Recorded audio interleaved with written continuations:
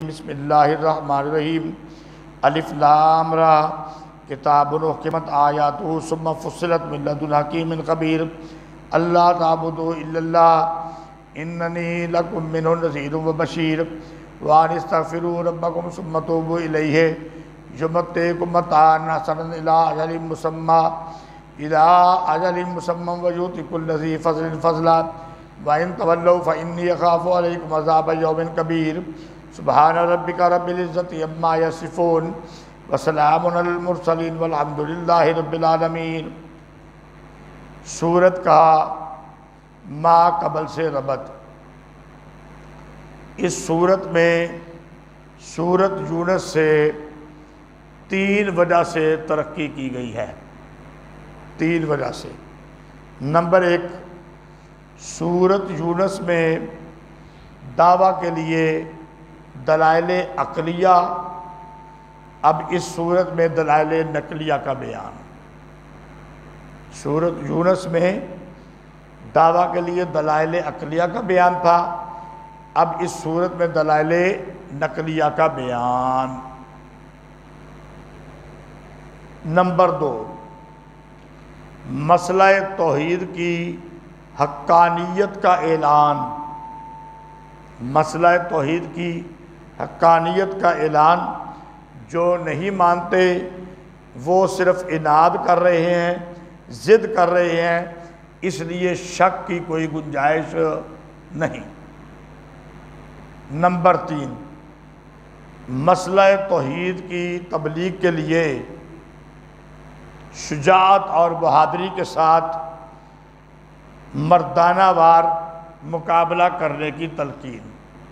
مسئلہ توحید کے لیے شجاعت و بہادری کے ساتھ مردانہ وار مقابلہ کرنے کی تلقین۔ سورت کا خلاصہ۔ سورت کے ابتدائی 2 رکوع میں 4 دعوے ذکر کیے گئے ہیں۔ پہلا دعویٰ، اس کو لکھنے کی ضرورت نہیں ہے بھائی، یہ خلاصہ لمبا ہوتا ہے، انشاءاللہ کتاب میں آپ پڑھ لو گے۔ عبادت صرف خدا کی کرو اور شرک سے توبہ کرو۔ دوسرا دعویٰ، علم غیب اللہ تعالیٰ کا خاصہ ہے۔ تیسرا دعویٰ، لوگوں کے بکواسات سے تنگ ہو کر اللہ تعالیٰ کی بھیجی ہوئی وحی سے کچھ نہ چھوڑنا بلکہ پوری تبلیغ کرو، مصائب مشکلات کی پرواہ نہ کرو۔ چوتھا دعویٰ، اہل عناد یعنی جو ضد کرتے ہیں کہ نہ ماننے کی وجہ سے شک میں نہ پڑو، یہ بات اللہ تعالیٰ کی طرف سے ہے، اس میں کوئی شک نہیں۔ پھر اس صورت میں 4 دفعہ لفظ آیا ہے لقد کا، 4 دفعہ لفظ آیا ہے لقد کا، اور ترتیب وار دعویٰ 4 سے متعلق ہے۔ دعویٰ اولا کے لیے پہلے لقد کے بعد 3 دلائل نقلیہ۔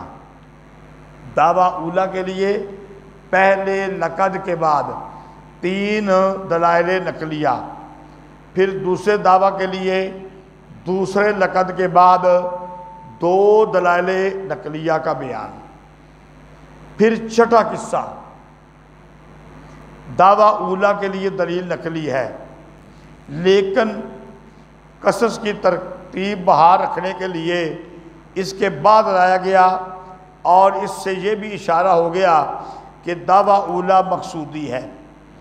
تیسرے لقد کے بعد تیسرے دعویٰ کے لیے 7واں قصہ اختصاراً بیان ہوا، اور اس کے بعد چند آیات جو تمام قصص سے متعلق ہیں لائی گئی۔ پھر چوتھے لقد کے بعد چوتھے دعویٰ سے متعلق کچھ کلام، امر مصلح، تسلی وغیرہ ذکر ہوئے ہیں، اور آخر صورت میں اجمالاً تمام دعویٰ کا اعادہ ہے۔ دیکھو بھائی عزیز طلباء و طالبات، والد صاحب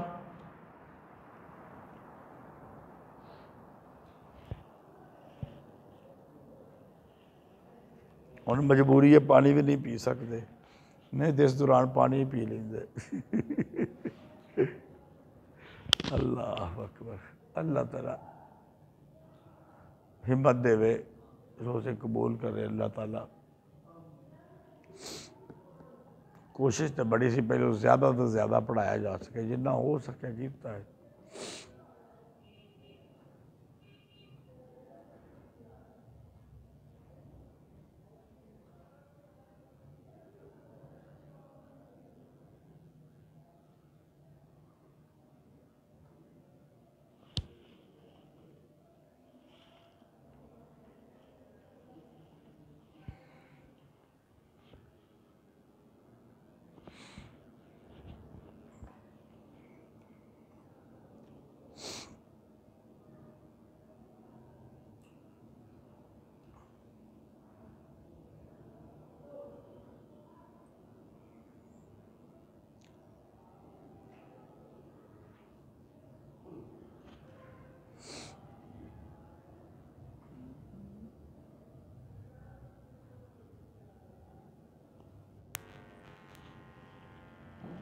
اللہ اکبر کبیر. اچھا بھائی، والد صاحب رحمۃ اللہ علیہ جب دورہ تفسیر پڑھایا کرتے تھے نا تو یہ جو سورۃ ہود ہے یا وہ صورتیں جن میں ایک بات پہلے تفصیل سے بیان ہو چکی اور اس صورت میں دوبارہ آ رہی ہو، وہ صورتیں ہمارے استاذی مکرم اللہ تعالیٰ ان کو جنت میں جگہ عطا فرمائے، کروڑوں رحمت نازل فرمائے، حضرت مولانا اللہ بخش صاحب رحمۃ اللہ علیہ ان کے ذمے کر دیتے تھے اور وہ قرآن مجید لے کے بیٹھ جاتے تھے اور ترجمہ کرتے چلے جاتے تھے، کیونکہ تفسیر ان واقعات کی پہلے بیان کا یہ سب کر چکے ہوتے تھے، تو مولانا اللہ بھائی صاحب وہ سارا ترجمہ کر دیتے تھے، دوبارہ تفصیل نہیں ہوتی تھی. انہی میں ایک سورۃ ہود بھی ہے. تو یہاں پہ زیادہ ترجمہ ہوگا، چلو تھوڑی بہت تفصیل بھی آ جائے گی، لیکن میں نے آپ کو سمجھا دیا کہ جب ایک بات پہلے پڑھی جا چکی ہے اور اب تو ریکارڈ بھی ہو رہا ہے، بعد میں بھی دیکھی جا سکتی ہے، اس لیے زیادہ لمبی چوڑی تفصیل اب نہیں ہوگی یہاں پہ. بسم اللہ الرحمن الرحیم. الف لام را کتاب احکمت آیاتہ. اس کے نیچے لکھو جی تمہید مع الترغیب. تمہید مع الترغیب. مولانا اللہ بھائی صاحب یہ بھی نہیں لکھواتے تھے، اور یہ جو لکھوایا جاتا تھا نا یہ زور کے بعد مولانا اللہ بھائی صاحب رحمۃ اللہ علیہ لکھواتے تھے. ان کی وفات کے بعد قاضی لقال موسزاد صاحب لکھواتے تھے، اور حاشیہ بھی قاضی صاحب لکھواتے تھے یا مولانا اللہ بھائی صاحب یا کبھی کوئی اور استاد. تو زور کے بعد بھی طلباء عصر تک بیٹھے ہوتے تھے، تو ہم تو آپ کو زور سے پہلے فارغ کر دیتے ہیں، ٹھیک ہے. تو اس لیے پھر اتنے وقت کے اندر حاشیے تو نہیں لکھے جاتے. الف لام را کتاب احکمت آیاتہ ثم فصلت من لدن حکیم خبیر. یہ کتاب ہے، جانچ لیا گیا ہے اس کو، اس کی آیتوں کو، پھر کھولی گئی ہیں حکمت والے خبردار کی طرف سے. یعنی اچھی طرح ان آیتوں کو جانچ لیا گیا ہے ہر لحاظ سے، الفاظ، معانی، اس کا سمجھ اور فصاحت، بلاغت، قصص، واقعات، خوشخبریاں، ڈراوے، ہر لحاظ سے جانچ لیا گیا ہے. اللہ تعبدوا الا اللہ. جی اس کے نیچے لکھو دعوی اول، یہ کہ نہ بندگی کرو اللہ کی.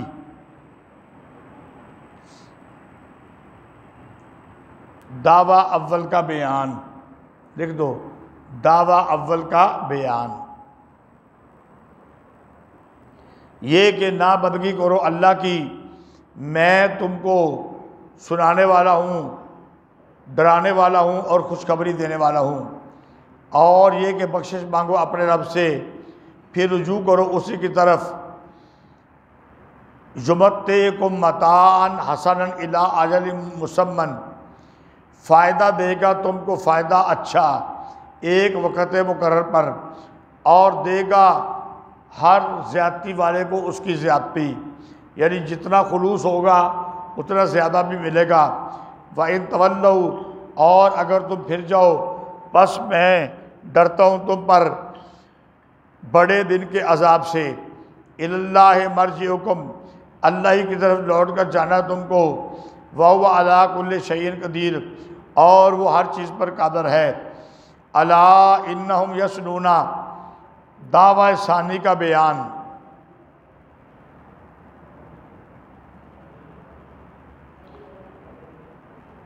دعویٰ ثانی کا بیان دیکھو، خلاصے میں بتایا گیا کہ دعویٰ اول یہ ہے کہ عبادت صرف اللہ کی کرو، ٹھیک ہے۔ دعویٰ ثانی کیا ہے کہ غیب کا علم صرف اللہ تعالیٰ کا خاصہ ہے۔ سن لو، جس وقت وہ دورے کرتے ہیں اپنے سینے تاکہ چھپائیں اس سے، سن لو جس وقت وہ اوڑھتے ہیں اپنے کپڑے، جانتا ہے جو وہ چھپاتے ہیں اور جو ظاہر کرتے ہیں، بے شک وہ جانتا ہے دلوں کے بید کو۔ دیکھو بھائی،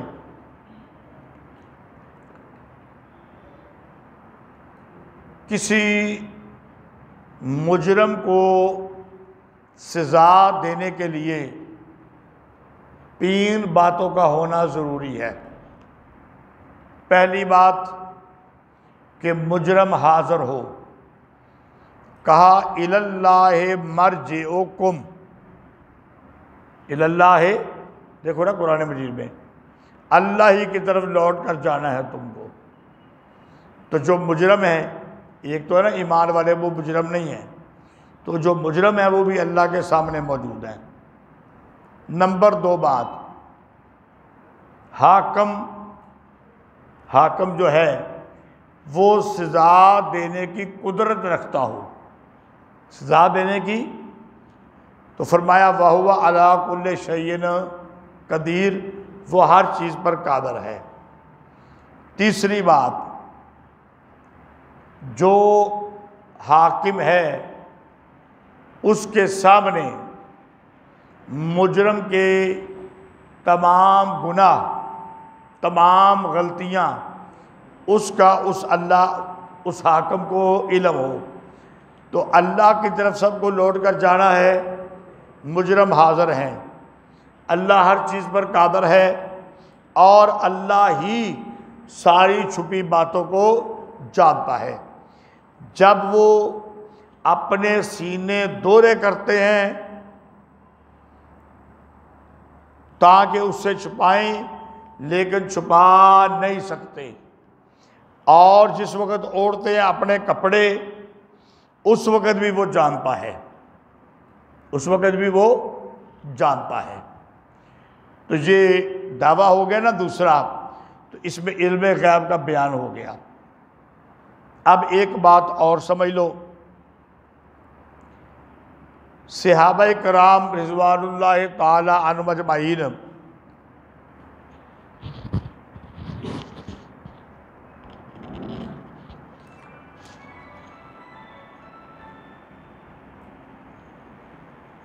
صحابہ کرام رضوان اللہ تعالی عنہم اجمعین بہت متقی اور پرہیزگار تھے، حیا بہت زیادہ تھی ان کے اندر۔ جس وقت وہ قضائے حاجت وغیرہ کے لیے یا کسی بشری تقاضے کے لیے جاتے اور ان کو لباس اتارنا پڑتا تو وہ جھک جاتے، شرم اور حیا کی وجہ سے کہ اللہ دیکھتا ہے۔ اور جس وقت وہ اپنے کپڑے اتارتے جھک جاتے۔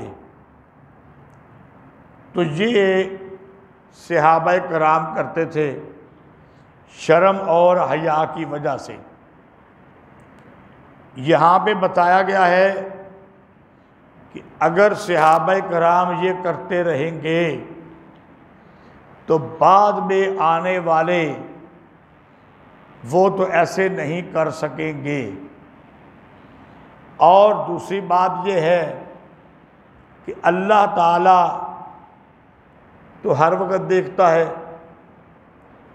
کپڑوں کے اندر بھی کپڑے کے باہر بھی، تو اس لیے یہ کپڑے اتارتے وقت سینوں کو دورہ کرنا یہ مبالغہ ہے، حد سے بڑھنا ہے۔ اگر آج صحابہ کریں گے تو کل کے لیے دوسروں کے لیے مشکل پیدا ہو جائے گی، ان کو ایسے نہیں کرنا چاہیے۔ وَمَا مِن دَابَّةٍ فِي الْأَرْضِ، لکھو جی متعلق بدعویٰ اول، متعلق بدعویٰ اول،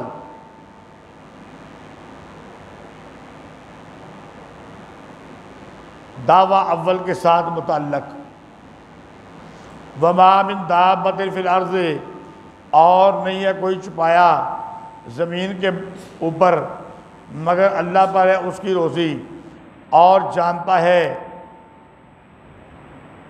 مستقرہا و مستودعہا، اس کی تفصیل میں بیان کر چکا ہوں۔ جہاں پر وہ ٹھہرتا ہے، جہاں پر وہ سونپا جاتا ہے۔ عالم ارواح میں تھا، ماں کے پیٹ میں آیا، ماں کے پیٹ میں سے دنیا میں آیا، دنیا میں گھر ہے، پھر چلتا پھرتا ہے، پھر دنیا میں ہے، قبر میں گیا، پھر قبر سے نکل کے قیامت کے دن آیا۔ ہلکی سی تفصیل بیان کر دی میں نے۔ کل فی کتاب مبین، سب کتاب مبین میں ہے، یعنی لوح محفوظ میں۔ وَهُوَ الَّذِي خَلَقَ السَّمَاوَاتِ وَالْأَرْضَ، اور وہی ہے جس نے پیدا کیا آسمان اور زمین 6 دن میں، اور تھا اس کا عرش پانی پر۔ لِيَبْلُوَكُمْ أَيُّكُمْ أَحْسَنُ عَمَلًا، تاکہ آزمائے تم کو کون تم میں سے اچھے کام کرتا ہے۔ والا ان قلتا شکوا، جلدی لکھا ہے وہ، والا ان قلتا شکوا، اور اگر تو شک میں ہے، اور اگر تجھے شک ہے کہ تم اٹھائے جاؤ گے بعد موت کے، البتہ کہتے ہیں وہ لوگ جو کافر ہیں، نہیں ہے یہ مگر جادو کھلا ہوا۔ سحر کا لفظ آیا، سحر کے 3 معنی ہوتے ہیں بھائی۔ سحر بمعنی جادو کے، سحر بمعنی جھوٹ کے، اور سحر بمعنی باطل کے۔ تو یہاں تینوں معنی ہو سکتے ہیں۔ ان ھذا الا سحر مبین، نہیں ہے یہ مگر جادو کھلا ہوا۔ دوسرا معنی، نہیں ہے یہ مگر جھوٹ کھلا ہوا۔ تیسرا معنی، نہیں ہے مگر یہ باطل کھلا ہوا۔ والَئِنْ أَخَّرْنَا شَکوا، والَئِنْ أَخَّرْنَا شَکوا،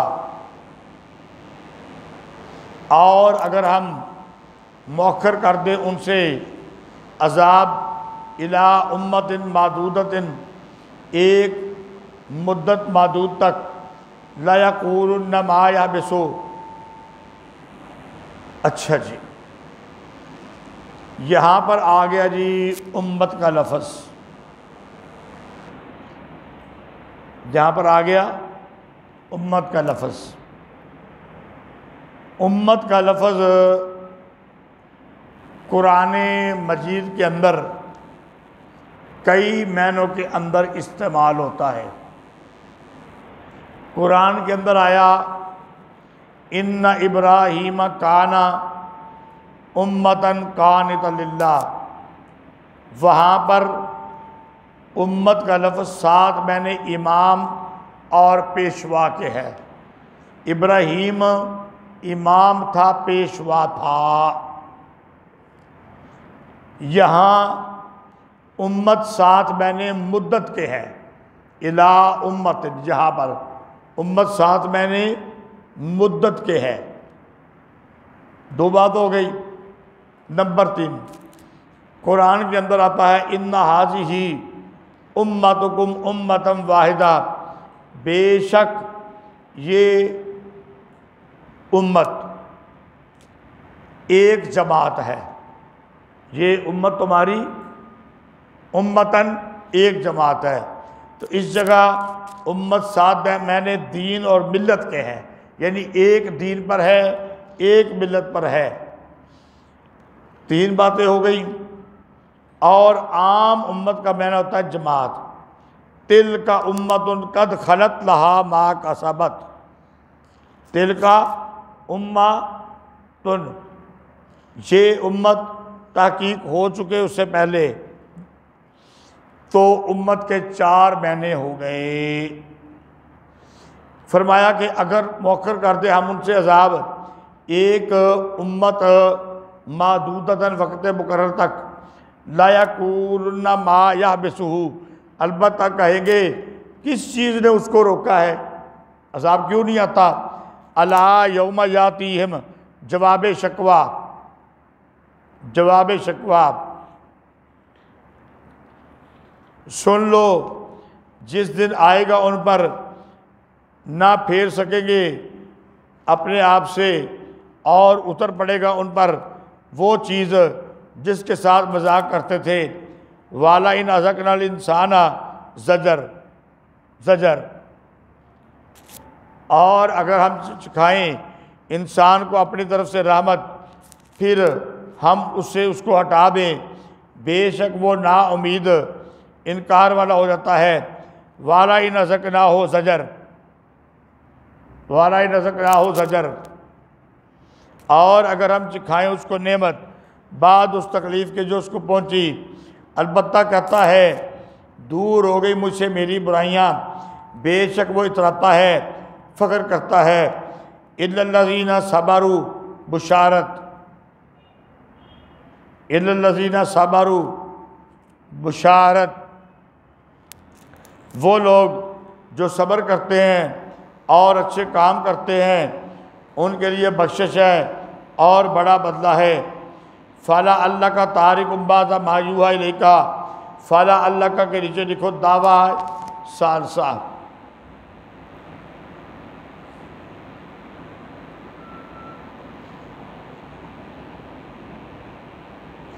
اچھا جی، بس شاید کہ تو چھوڑ بیٹھے بعض اس کو جو حکم دیا گیا تیری طرف، اور تنگ ہو اس سے تیرا سینہ، یہ کہ کہتے ہیں کیوں نہیں اترا اس کے اوپر کوئی خزانہ، یا آ جاتا اس کے ساتھ کوئی فرشتہ، سوائے اس کے لیے تو ڈر سنانے والا ہے، اور اللہ تعالیٰ ہر چیز پر کارساز ہے۔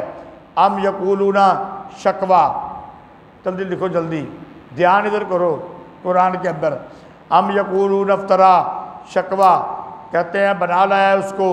قل فاتو، جواب شکوہ، قل فاتو، جواب شکوہ، تو کہے بنا لاؤ 10 صورتیں اس کے مثل ہیں۔ قرآن مجید میں پہلے کہا گیا ہے ایک جگہ پہ اس طرح کا قرآن بنا لاؤ، عاجز آ گئے، یہاں پر 10 صورتوں کا ذکر ہے، عاجز آ گئے۔ تیسرے مقام پر آتا ہے کوئی ایک صورت اس میں سے ایسی بنا لاؤ، ہائے ہائے، تو کیا بنا لاؤ 10 صورتیں اس جیسی بنا کر، اور بلا لو جن کو تم طاقت رکھتے ہو اللہ کے سوا، یعنی جن کو تم پوجتے ہو، بندگی کرتے ہو، انہوں نے بھی بلا لو، وہ بھی تمہارے ساتھ مل جائیں اللہ کے سوا، اگر تم سچے ہو۔ فَإِن لَمْ